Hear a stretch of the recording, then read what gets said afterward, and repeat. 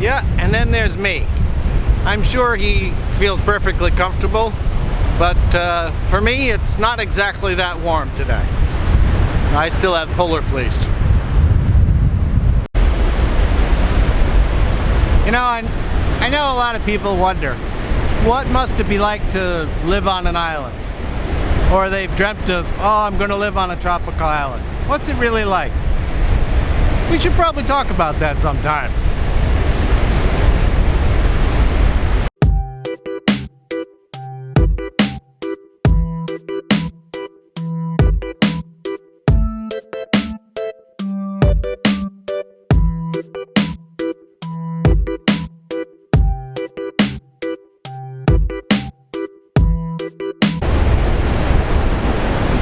Hello, Birdie. How are you? Huh? How are you?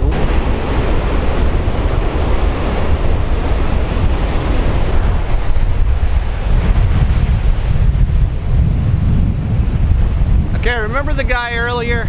I showed you he was walking with his swim trunks, no shirt.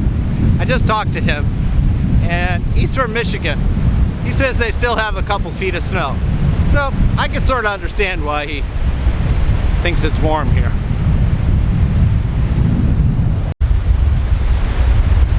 Now, these guys out in the water, I'm not sure about them at all. Way too cold for that.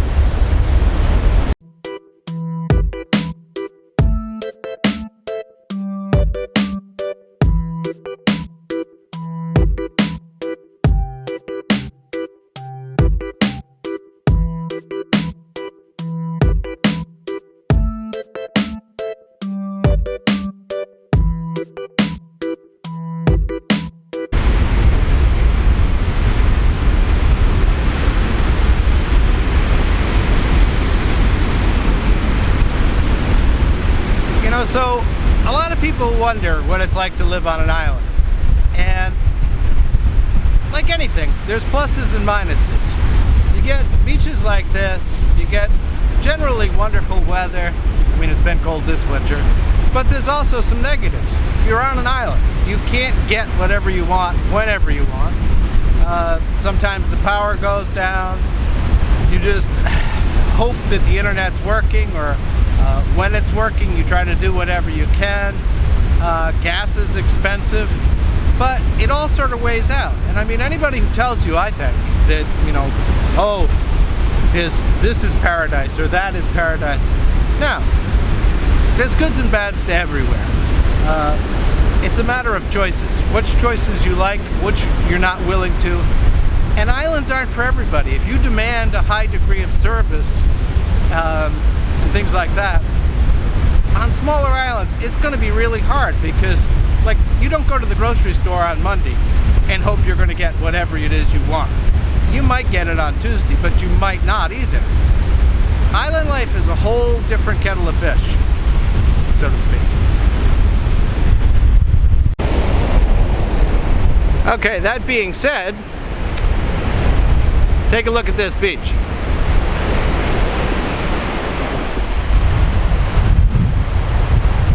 Where is it that you're going to go walking on a beach like this, see maybe at best a half dozen people?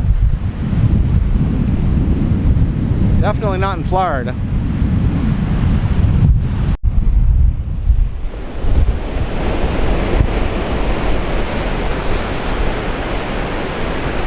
Are there times that living on an island is frustrating? Yeah, you betcha. You're trying to get something done, or you're trying to email somebody and the power goes down, which means the internet goes down. You're trying to save a document and power flips off. Why? Who knows? But that's part of how things are here on an island. You can't predict it, you sort of have to go with it. And I do have to say, I've never been one for a massive amount of patience per se, but it has given me more patience than I used to have. Maybe in another 50 years I'll have as much patience as my mother.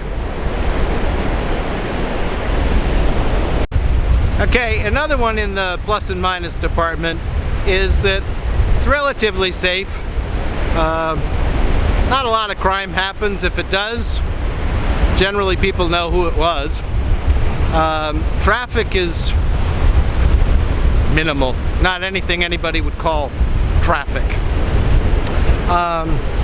So those are a plus. Everybody knows who you are, what you do, where you go. That one has a little yin-yang to it. Sometimes it's good not to have everybody know where you are, what you're doing.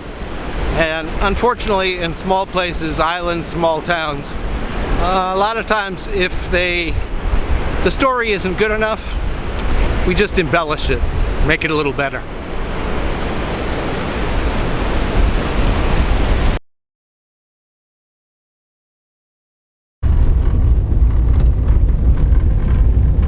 The other thing about, well, at least this island, at least on Eleuthera, everybody here is super friendly, super nice. If you needed any help or that kind of thing, you can always count on the next person that comes by. Like if you had a flat tire on the road, you don't have to worry about it. The next person coming by will help you either fix it or give you a ride or that kind of thing.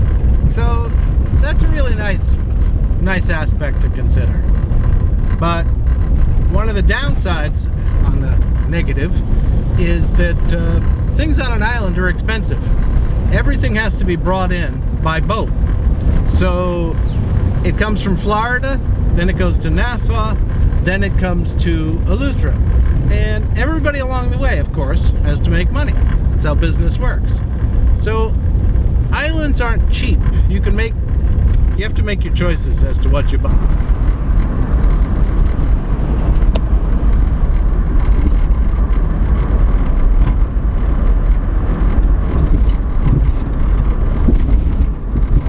You probably don't get that view coming into town either.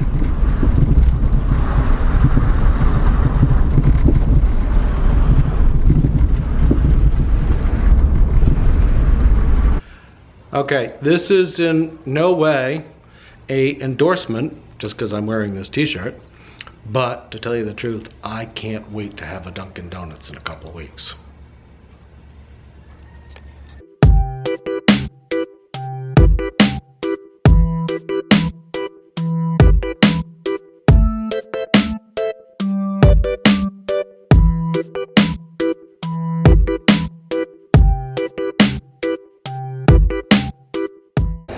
Okay, this we're uncovering used to be a house. It was a 3-story house right here, right next to our house. It burnt down, well, before us. And here's the old staircase to it.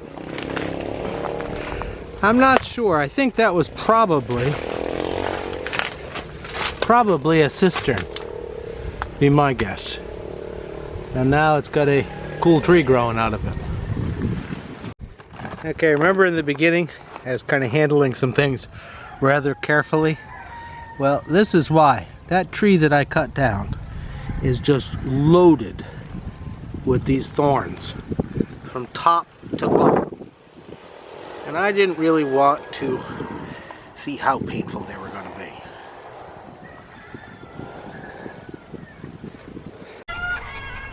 be. Looks like we got 2 masts. 4 masts. Yeah, we'll see what they are.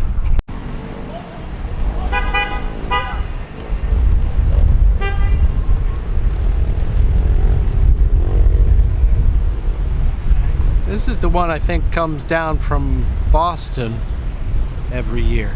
Liberty Clipper. And those are actually steel masts. Masts. There we go. Okay, here's the second boat that came in, and it looks, I don't know, looks more authentic. I'm not a sailor, I don't know what those things are. Go sideways.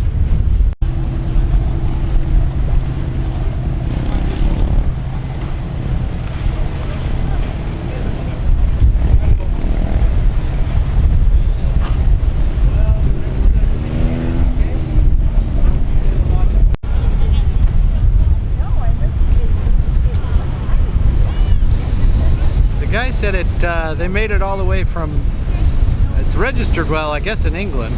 Jersey is on the back, and it came all the way from Spain. Took about 3 weeks to get here.